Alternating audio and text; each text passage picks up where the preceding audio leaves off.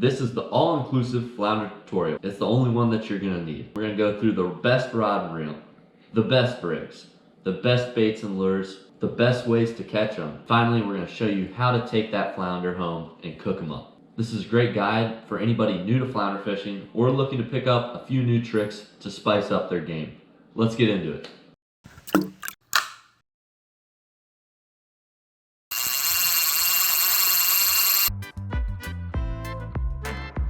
Alright guys, so flounder season just opened up in North Carolina, and we're going to take this time to run you through some of the best spinning rod and reel combos for flounder or fluke fishing. We're going to go through the best size rod and reel, and we're also going to show you the best line, or at least the line we like to use. We got a brand new rod and reel here, and we're going to take you through why we set it up to go flounder fishing a little later, so you can see exactly what we're doing in terms of what size line we're using, or what tests and what weight line, and then exactly how we set it up to go do some flounder slaying, baby. All right, so let's run through some of these rod and reels now. All right, so we got a couple different rods here. We got the Penn Fierce, we got the Daiwa, and we got the Cast King. If I had to choose just one though, I go with the Daiwa BG, and here's why. The Daiwa BG is great for three things. It excels over any other of these combos on the table or ones that you can find online. It's got great line capacity, the right power, and one of the best drag systems in a saltwater reel that you can find. So let's talk about why the power of this rod is so great. It's a medium power rod, and it's 7 feet long. This power with the length provides the right sensitivity to feel those light flounder bites. But it also has enough backbone for you to set the hook nice and firm and make sure that that hook gets into the side of the mouth. Our other options on the table here, the rods are a little too stiff to feel the flounder bites, which makes you lose more fish, which you don't want to do. Because of that medium power rod, you have the sensitivity to feel those light taps and catch more fish. All right, and we paired that nice 7-foot rod with a nice 3,000 size reel. You want to keep it a little smaller because you're going to be out there casting quite a bit. So you don't want a super heavy, large, chunky reel. So 3,000 is the perfect size for that. And it has enough line capacity that you can catch pretty much anything out of the ocean. And it's a perfect size not just for flounder, but also those incidental bycatches, you know, drum, whiting, stingray, whatever else is going to be hitting your line. This can handle it. So get about 3,000 size reel to pair with your 7-foot rod. This reel comes ready for a braided line. You see that right there? That's going to allow you to attach braid directly to the reel without a backing. It'll stick right there. That's key. And then that carbon drag system, baby. That's carbon. Also waterproof. It'll put the pounding on some flounder, baby. Let's go! Woo! Woo! It's ready, baby, it's ready. Now that we talked about why you want the Daiwa BG, we're gonna show you how to set it up. So the first step to setting up your rod and reel is to take your reel off and put some line on it. So just unscrew it right here, clip that zip tie. You'll have your reel off your rod in no time. I found it's a lot easier to spool your line when your reel is free from your rod. Now that you have the reel off your rod, it's a lot easier to put the line on it. I like to lay the reel like this, and now I'm gonna show you how to tie your braid directly onto your reel. So we're going with some 30-pound braid. I like to use some Power Pro, and you can find that in the description down below. My favorite knot to tie to start spooling your line is the arbor knot. And we have a video, and I'll link that above, showing you exactly how to tie that knot. It's gonna be a little harder using this line since it's black. So I suggest you go check out that video to learn how to tie the arbor knot to spool your reel. You may be thinking, 30-pound test, that's ridiculous to be fishing for flounder. Well, the thing is flounder really like to hang out near jetties and pilings, and they also like to take your bait and run right at them. So you really want to have confidence in your line and the ability to pull those fish away from that structure, or else they might just break you off. That's why we go with the 30-pound test, fishing near jetties and rocks. If you're not fishing near jetties and rocks, you can easily pull in a massive flounder on a 6-pound test. You just need to play it right. But since we fish near structure, go for that heavier line, and you'll be more confident that you'll pull in more fish. If you guys want to keep learning grade A information about how to catch more fish, be sure to subscribe to our channel and turn those notifications on. We have a wide variety of videos covering multiple species, how to catch them, great tips and tricks so you can catch more fish. Also, swing by our website to get more in-depth information on the gear and tackle that we love to use when going out fishing. So, just tied that arbor knot, and now we're gonna spool it up. It's best to do with a partner. Just get somebody to hold your spool of line, and you wanna do it, make sure it's nice and taut when you're reeling it in so you don't get lupus linus. You really wanna make sure you got that nice and tight going onto the reel. Okay. See, you hear that carbon? Ooh! Sometimes it's best to put a pencil through the spool of line that you're spooling up. Or you put your fingers on either end. Yeah. While we're spooling this, we like to tell jokes to pass the time. What's the difference between a fish and a banjo? You can tune a banjo, but you can't tune a fish. Gets them all the time. Well, we hope you liked our entertainment while we spooled this line up. We got it all the way complete. Now, if you pay attention to details, you notice that the line is yellow now. We used one spool as the backing and another spool as the front end. We have two different spools, 30-pound test, but we're just putting them together to spool this one reel. Now that you have your reel spooled up, it's as simple as putting it back onto your rod, and you are ready to go. Now that you have the right rod and reel set up for catching flounder and fluke, we're gonna teach you some of the rigs. This one's the best rigs. Number 2, let's get into it. The first rig we're gonna run through is the Carolina rig. This is a classic rig, perfect for all types of fishing. And it'll catch you pretty much any fish, but it's especially deadly for flounder, and that's because you'll have a nice weight that's gonna keep your bait towards the bottom, which flounder, ambush predators are gonna be laying on the bottom waiting for a bait to drag by. That's exactly what you're gonna do with this. You're gonna put this weight on, you're gonna put a little mullet on the hook, and you're just gonna drag it with this weight, and when the flounder takes it, the weight, it slips. So the flounder can take it, it won't feel resistance, it'll allow it to really get into its mouth, and then boom, you'll set the hook good. So let's run you through how to rig it up with these little materials we got set up right here. All right, so first, your main line here, we got the 30-pound braid. We're gonna put the little inline weight. So we slipped it on right here. So we got the inline weight here, and it slips, allowing the flounder to take the hook at the end. Won't feel any resistance, that's the key here. We got a little bead here, put the weight on, and we're gonna attach it to a nice swivel. And then from the swivel, we'll attach our main line and attach our fluorocarbon leader. We got 30-pound. And then at the end, you can use a number of different hooks. We're gonna be using a circle hook, you can use Kale hook, J hook, you know, whatever hook you want at the end, and then boom, you got your rig set up. So let's go through the steps right now and get it set up. The weight on, we got the bead, gonna attach the swivel now, use a little clench knot. All right, and if you don't know clench knot, go check out our video. And now, we always like to tell jokes when we're doing this, so Rachel's gonna give us a good joke. I don't have any jokes. So, what did one shark say to the other shark while eating a clownfish? This tastes funny. And we like to get our rigs tied on beforehand, just so we're all set once we get out there. And usually when we tie rigs, we like to watch some good TV. Finding Bigfoot is his favorite right now. Old Bobo has got a good Bigfoot call. Obviously, I can see there are tracks, but that doesn't mean it was made by a Bigfoot. When I saw these tracks, I'm like, these do look legit, that videotape you got. All right, so here's the finished product. We got the 1-ounce sinker with the bead to protect that knot from fraying. Then we have the swivel going into our about 1.5 leader to our hook. Again, we're using a circle hook here. You could use a Kale hook or a J hook, depending on what you're fishing. One thing I like to do with all my pre-tied rigs is test them out. So you get someone to hold the hook, another guy on the other end of the line, and you see, make sure those knots hold. Because the last thing you want to do is have a doormat on, and then boom, your knot failed. That is the worst feeling in the world. Hey, Cooper. Cooper, all right, ready? Fight! I'm playing. We have a Sasquatch over here.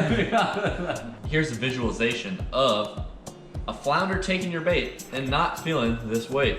Ready? I'm gonna be the flounder. Look, up, nothing's really moving, I can take the bait, and then before you knows it, boom! You're hooked up. So that wraps up the Carolina rig for flounder. This is one of the most effective and highly used rigs for flounders. You can use it using live bait, cut bait, or even lures. That extra sinker weight at the top helps get your lures to the bottom faster, getting them in the faces of some flounders, which is a great thing, and that's why so many people use it. Another rig you can use while flounder fishing is the tandem rig. The tandem rig can be used 2 different ways. One, 3-way swivel, and the second with a high-low rig. Both of these rigs are beneficial because there are 2 spots for you to put lures or bait. With the 3-way swivel, it consists of 2 jig heads. One jig head that is lighter than another. You want to put the heavier jig head on the longer leader. I usually tie an 18-inch leader to about a 5 to 8-inch leader as the shorter one. On that shorter leader, you're gonna have the small jig head. What this does is it targets 2 different areas of the water column. Your heavier jig head is gonna be hitting the bottom, making sure to get any flounder that are looking in that area, and then your lighter jig head will be floating above, so it'll catch the eye of any flounder that are looking upwards. This rig's really great because it allows you to toss 2 different styles of lures, and you can even throw bait and a lure on. It's just really effective and efficient at covering a lot of ground and catching a lot of flounder. The easier way to rig a tandem rig is with this high-low rig. You can find them online, we'll link those below. And all you do is attach a weight to the bottom. On the bottom, a 2 or 3 ounce roll sinker. Then you can have your lures or bait hooked into the high and low parts of the rig. And again, that accomplishes the same thing as a 3-way swivel rig. Gets 2 baits out there, targets 2 different spots in the water column, and allows you to catch flounder. All right, so those are our 2 favorite rigs from flounder fishing. You'll crush them if you use these rigs right, so just get a lot of practicing with them.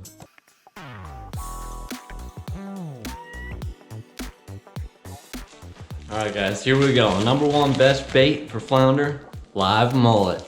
And you wanna fish these guys generally on a Carolina rig. You can drag it, you can't beat that bait. The flounder will come up and smack that thing wherever they are. So that's the best bait. And now for the next lure that kind of matches that bait, we're going with the good old jig head and soft plastic. All right, jig head. Let's go over different sizes. So when you're fishing the sound side with not a lot of current and not a lot of wave action, you want to go a little lighter. It's going to give you a little more finesse, and you'll be able to finesse it over the nice drop-offs and ledges. And it's going to look even more natural with a lighter jig head because the bait will be able to flow a little more naturally in the current. But if you're fishing deeper water with more current, you want to go a little heavier. So get a nice assortment of jig heads, everywhere from like a 16th ounce for your lightest up to a ½ ounce if you're fishing pretty heavy conditions. We really like the trout eye jig heads. Got the little jig head eyes. These definitely seem to get the bite on. We'll link to them below, but them trout eye jig heads, something about that big eye, it gets the flounder going. What we like to pair with the jig head, we got a couple different baits here. We've been having a lot of luck on these diesel minnows. They've been smoking them, and you know, they generally last a little bit longer than our other favorite here, the Berkeley Gulp. I mean, a lot of trash fish will tear it up. It gets a ton of bites, got a lot of smell and scent in the water, and you'll definitely catch flounder. It can get expensive though if you're getting bit off by lizardfish and other bait fish, but these will definitely catch them good. Or if you're looking for one that lasts, check out these diesel minnows and other type of soft plastics that have a little more lifetime with them. And you can even go with the classical, this is in gall, I just put in the bag. We just got nice curly tail grubs here. You can get a little Procure, which is basically like scent, and you can add to your soft plastics. Get a little Procure, and you can pretty much make any soft plastic start smelling good. Soft plastic and jig heads, those are, everyone knows about them because they work really well. They do a great job imitating bait fish, and you're able to bounce off the bottom, targeting that space where flounder are hanging out. So definitely make sure you get a nice assortment of jig heads and soft plastics. And our favorite Gulp white mullet paired with the red jig head, something with that red and white, gets them going. And you can try different sizes depending on the size fish you're going for. We like maybe 4 inches to 5 inch Gulp, but you really can't beat these little curly tail Gulp white mullet. They are killer. Our second go-to bait/lure is shrimp. Live shrimp is some of the best bait you can be using in the saltwater and inshore fishing. The live shrimp, when hooked properly, flutter around like crazy. They're popping, they're doing their thing, and that just brings all the fish in. The fresher the shrimp, the better. I like them live, but if you can't get them live, freshly dead shrimp works great as well. Again, that can be fished on a popping cork or a Carolina rig. With live shrimp, I like to fish them underneath the popping cork, and the action of the live shrimp under the popping cork just brings in so many different fish, and flounder love it as well. If you can't get your hands on live shrimp or fresh shrimp, a great backup, it might even be equal to live shrimp, are these voodoo shrimps. These voodoo shrimps have a segmented tail to make them look as realistic as possible. Not to mention, they're also super durable. You could probably catch 150 fish on this thing and it not get torn up. They're made of special material that lasts a long time, holding up to those flounder bites. And we have a bunch of different colors. We have some natural colors, some grass shrimp colors, and some with this nice little chartreuse tail. You can fish these underneath the popping cork like you would a live shrimp, or you can tie them directly onto your line and just pop them up and down, making sure they hit the bottom first, then pop up again, hit the bottom. Another tip to make these baits even better is throw on that Pro-Cure shrimp. It'll just get the flounder smell senses going, and they'll smell your bait, they'll come up to it, they'll see it looking so natural, and then they'll gulp it. Great way to fish these are with that popping cork rig in currents. You throw the popping cork upstream and let it float down. You pop it every 5 to 7 seconds. It'll pop your shrimp up, and the action that the popping cork gives the shrimp makes it look as natural as it can be, and it flutters back down. And when you pop that popping cork, there's brass beads and plastic beads, and that'll sound like a shrimp. So if you have this thing rigged on a popping cork, you've got sound, you've got Pro-Cure on your shrimp, you've got smell, and then you've got the last deadly piece of all, looks with that segmented tail. All three of those come together and the flounder gobble that up. These also work great on a tandem rig. I like to tie these on the higher part of my tandem rig and have a diesel minnow or a gulp mullet on the bottom. The shrimp flutter down, getting the hot middle water column, while the diesel minnow is getting the bottom water column. So if you don't have some voodoo shrimp, go check them out in our description. They're linked below. We can't go wrong with this. As you can see, we've got 4 right here. We've probably got about 20 or 30 more in our tackle box. And we aren't endorsed by them either. We just like them a lot. All right, now for number 3. This one might be a little unusual and might not be something you'd expect for flounder, but what we have found through testing is these rooster tails and other spinner lures can be absolutely deadly for flounder. We love using these in the surf. If you got a surf where there's a nice trough right in front of the beach, we found that throwing these in the trough parallel to the shore, right on that drop off, is an absolutely deadly way to smoke these flounder. You're covering a ton of ground by throwing on parallel to the shore, and basically the entire time you're reeling in, it's in that strike zone, because the flounder are probably just gonna be lying on that shore all along the beach. And in terms of time of fishing, this is the maximum time because you can just cover a ton of it. And then flounder strikes on this are absolutely vicious. You'll see that thing twirling by, looking like a little bait fish, and then boom, they will come up and smoke it. We got a couple of different ones we like. We got the classic rooster tail, can't go wrong with it. When it goes in the water, it spins. This comes in either silver or gold blade, and as it goes in the water, it's gonna be spinning, catching the light, flashing, and that's gonna be mimicking bait fish, because when their scales hit the sunlight too, they flash. So that's gonna be mimicking, mullet, mud minnows, any sort of bait fish that's in the water. This is gonna be a perfect way to mimic it. They come in a couple different sizes, so match the size with what bait fish you see in the water, just to make it look as natural as possible. Match the hatch, baby. So you got the classic rooster tail. We also found there's a couple other spinners that work really well. We like these redfish magic lures. They don't just work on redfish, they work on flounder really well too. Basically the same idea of the rooster tail. It's just in the water. This nice gold blade here is gonna be spinning, spinning, spinning, catching that sun. It's gonna be glinting off the sun, just like that. Catching that nice little glint. And they're gonna see this thing coming by, they're gonna smoke it. These spinner lures, deadly. And remember, fishing parallel, try to get it right along that edge where the flounder are gonna be lining up, waiting to ambush prey. And you'll be catching flounder out the yin yang. Another cool thing is that while the rooster tail blades, they have the visual aspect of flashing in the sunlight, as this thing's going through the water and these blades are spinning, it's gonna be putting off an awful lot of vibration, and the flounder can feel that and zoom in on that and smoke it. So even if the water's a little murky, you're not getting the best flash, you'll still be getting some flash, but then you had that vibration allowing you to fish murky waters with these baits effectively. There you have it. Those are the top 3 baits and lures to use when flounder fishing.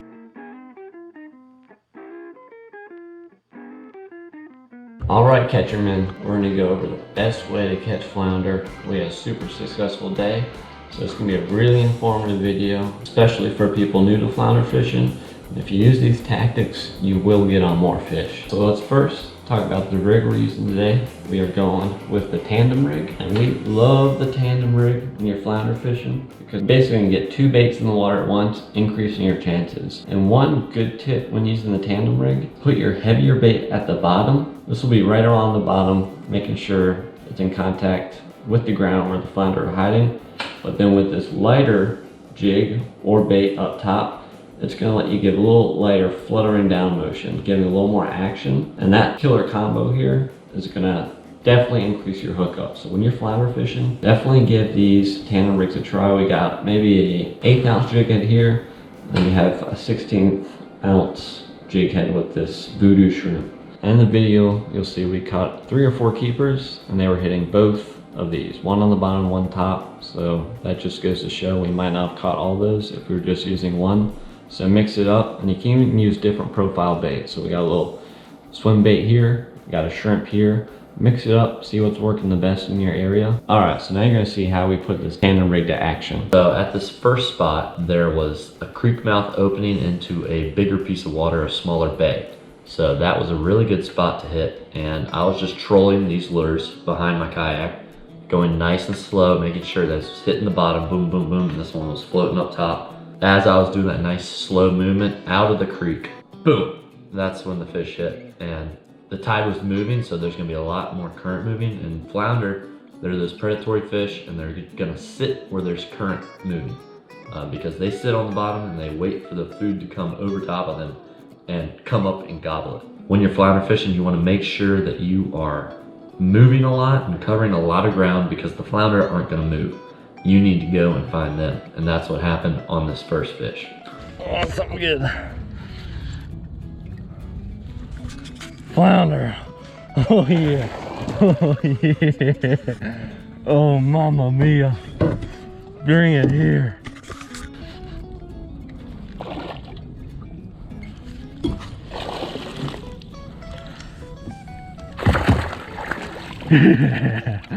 Nice.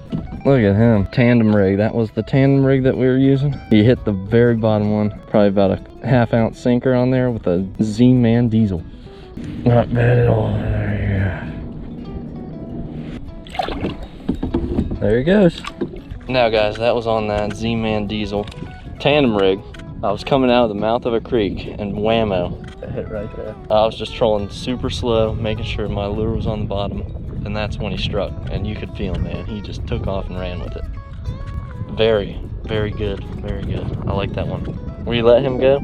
The season is open, but I'm gonna be out here for a couple more hours. I don't know if he'll stay alive on the stringer, so I figured best let him go, keep my luck going. And once you catch a fish while you're trolling, it's always a good idea to stop and test those waters out, because obviously there's one fish there, so take a few casts back and try that spot out again. That's the first spot that I hit and caught the flounder in. And while I was paddling around that creek, I found a honey hole looking spot. There was just a couple tidal creeks coming in, and I thought, you know what's great to use here is a popping cork, because a popping cork works great when there's flowing water, because you sort of let the bobber do all the movement for you. And when you're floating something, it's gonna look the most natural as possible, because it's gonna go at the same current as the water.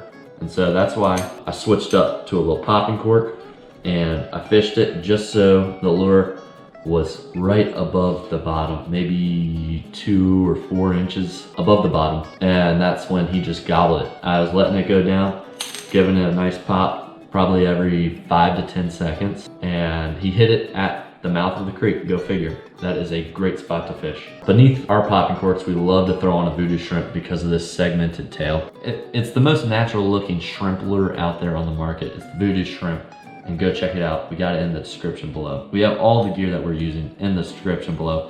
The best rod, the best reel, the line, the lures, everything you need. So I was just popping this popping cork and the fish jumped on it. What you want to do with the popping cork is give it a nice firm pop. You want those beads to clack together. Makes a nice popping sound. Sounds like shrimp popping underwater. That's what brings the fish to them. And I'm letting the current do the movement, keeping my line taut as it moves down.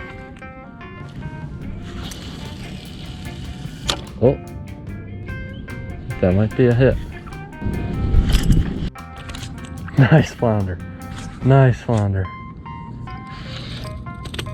Oh, yeah.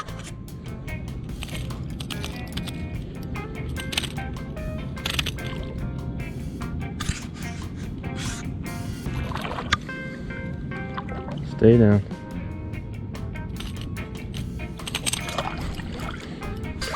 There we go.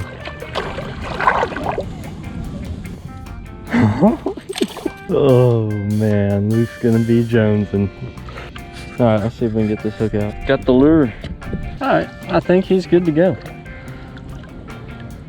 It is flounder season. I do want flounder to eat. Plenty of fishing to do though. 18 inches. And that means he's ready to go. See you, Mr. Flounder. Oh, that was awesome. Well guys, I took a break from the kayak. My back was hurting, plus there's just too much current to pass up right here. One tidal creek flowing in to this big pool, another tidal creek flowing out too. Flounder loved that current, just drifting my popping cork through this little creek with the current, and boom, he gulped it in. He swallowed that pretty good. That's why when we use bait, we usually use circle hooks. But luckily, I was able to get that out, and he looked pretty healthy. He swam back to his spot. That was good. 18 incher. I don't think he was quite as big as the first one, but put up a good fight. Let's get some more. Since we caught one flounder in the creek, we're gonna keep on moving up. There's a lot of bait moving through here, so there should be some fish. All right, so let's talk tide and structure. So as we alluded to, we're looking for moving water. If you're fishing high tide going to low, so it's a falling tide, all those bait fish at high tide are gonna be pushed up into the creek. But when the tides start to come out, those bait fish are gonna be forced to come back down the creek into the main water channel. And those flounder know that. They're smart fish. So they're gonna be sitting right at that creek mouth, looking upstream, because the bait are gonna be coming that way. Use that to your advantage. Cast that lure or line or whatever you're using up the creek, so it comes back with the water the same way the bait's gonna be moving. And then vice versa with high tide. So high tide, the water's gonna be pushing up into the creeks. Those flounder, again, are gonna be stationed up at the creek mouth, but this time they're gonna be facing the other direction towards the bigger water. As those minnows start to make their way to the creek, flounder's just gonna be weighing there for ambush.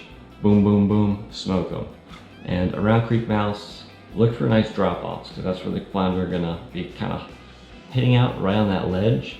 That gives the most advantage, so when the kind of mullet swim right over that ledge, boom, they don't even see them coming. So like Jack said, find that current, throw your tanner rig upstream of the current, and reel it back with the water, so it's looking really natural. Reel it back with the current, bumping along, and that flounder is gonna be laying there. It's gonna be coming down with the current looking super natural. Boom, flounder smack down. And that's how Jack caught this flounder. Gotta put a fresh new hook on right there. Leader's a little short than I like. I usually like 5 to 6 inches there. But there we go. Set up, let's do it.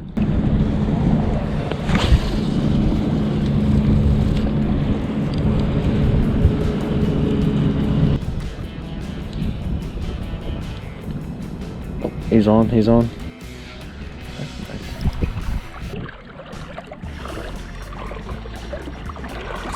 Another flounder.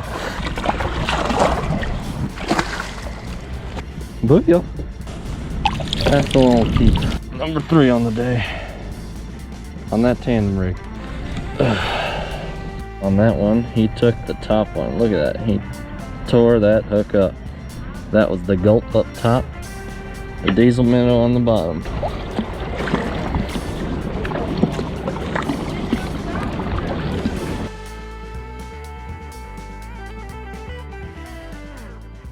Alright, I just got home from a weekend trip with Rach, and this was in my fridge. I don't know what it is, but we're gonna unravel it.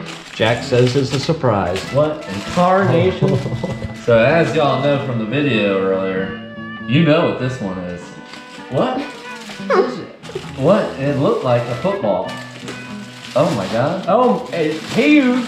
Oh my god. Oh my god. Oh yeah. Oh my god. Oh my goodness. Woo! Look at that flounder. Woo! Alright. We're doing some fried flounder sandwiches tonight, baby. Woo! Congratulations, you guys. You caught your flounder. Now, we're gonna show you how to cook it. All that hard work, we're gonna pay off with these nice little flounder fritters.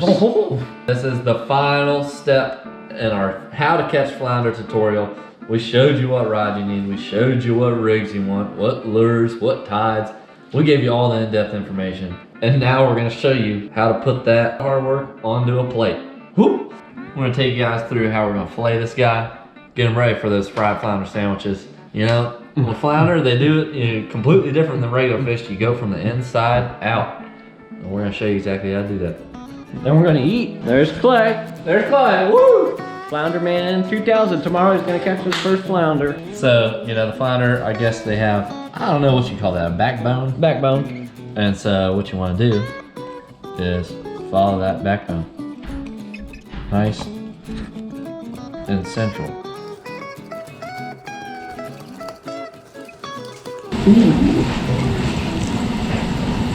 We've done a good little bit of filleting, and what you want to do, when you're filleting all kinds of fish, you just gotta follow those bones. That's gonna lead you to get the most amount of meat off the fish, and you let your knife do the work. If you're working too hard, just angle your knife up a little more until it slides on the bones. And check it out. That's what you got. Look at that. Oh man, there's like no meat on there. Perfecto. So here's our first fillet. Took the top half, followed those bones all the way out. Oh, baby. Cut it across, there you go. Oh, babe. We just decided we're gonna keep that skin on, so now we're gonna scale it. Just use a little fork. Luke will show you how to do that. Boom, you got your flounder, and you just filleted it up, and this is what it's gonna look like. It's like a book. Oh. It's very interesting. It's very, very interesting.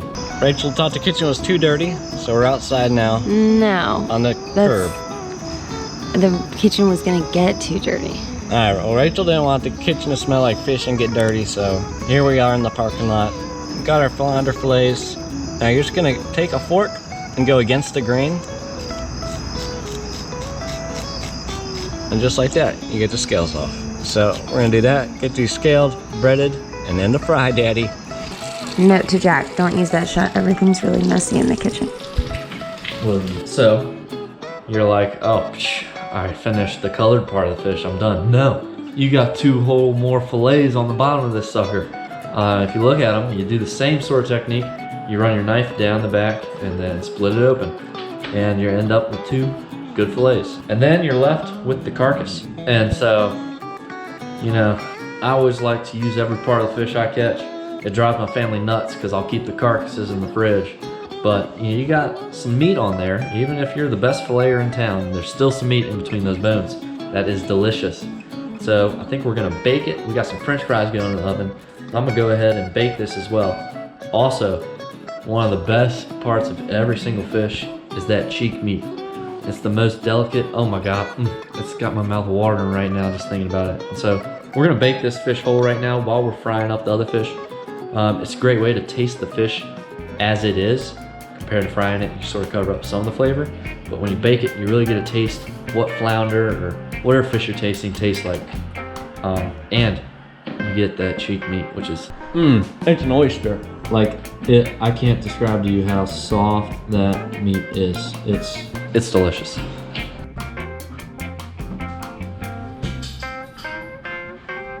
Right there, that's your filleted fish, and it's been descaled, ready for the fry master. We're gonna hand it over to Luke, and he's gonna show you exactly how we're gonna prep this stuff to get the best meal you can out of your fish. All right, well here we go. We got the whole flounder in here. Put a little thyme on it, a little salt, pepper. And we're just gonna let it bake 425. Just to get them those little yummy meat in between the bones. And boom, check out these fillets. All right, here we go. We're using the Red Lobster seafood breading. Autry's, I think it's called, is pretty good. We generally get that, but we tried a little something different. The picture spoke to me. All right, so really good. All right, so we're using the Fry Daddy, so we're gonna cut these maybe in half or thirds, and we just wet them a little bit. We put a little lemon juice on them, then we're just gonna dunk them in the breading, into the fryer. Then we're gonna make some sandwiches. We got some nice tomato, we got some lettuce, we got some mayo, ketchup. It's gonna be good. All right, Let's do it. Yeah, I'm just kidding. Oh, that was done.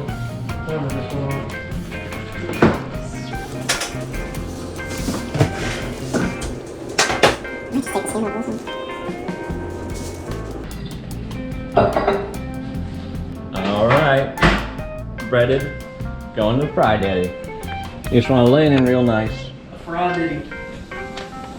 Just like that. There we go. We're just gonna fry it a little bit until it's nice golden brown. Shouldn't take too long. Don't want to overcook it, burn it. Just, you know, check it after 2-3 minutes. See how it's looking. Probably need a little more time, but right when you get that golden brown, you're good. All right, in the meantime, you can slather up some buns, baby. Let's go build our sandwiches. Progress report on our flounder. Ooh, see how that's getting nice, white and flaky? That is all good meat in there. You want it till it's fork tender, till it just flakes off. That's when you know it's done. We just checked it out. Perfect. Perfect, perfect, perfect. We're gonna put on a cooling rack, let the oil drip. That way it doesn't get soggy. Just keep it off the ground. And then let it dry for a little bit. Let it get a little cool. And it's ready for your plate. And then we get our little sandwiches getting ready. We're in business. I think we need more fish. Oh my God, we got some stuff happening. We got the fryer going, but check it out, ready? Let's check out this baked flounder. Whoa, whoa, whoa. Oh my God, you see that white flakiness? Oh yeah. That's gonna be good. Yeah. Don't waste any part of the fish. There you go. Honestly, got a little thyme on there, a little oregano. so the thing is, I left it in there a little long for this meat, but the cheekbone meat, oh my gosh, I know that that's gonna be cooked and it's gonna be super delicious. Let's give it a taste, ready? Oh my God. Holy smoke. Now you wanna get that taste if you just toss that sucker in the trash can. You get so much goodness. Oh yeah. Put it, oh my God. Oh man, oh man. Oh yeah. Oh. Fletcher, what do you say to that? Yeah. Chick-fil-A sauce. And ready? That meat right there. That is delicate meat on the fish.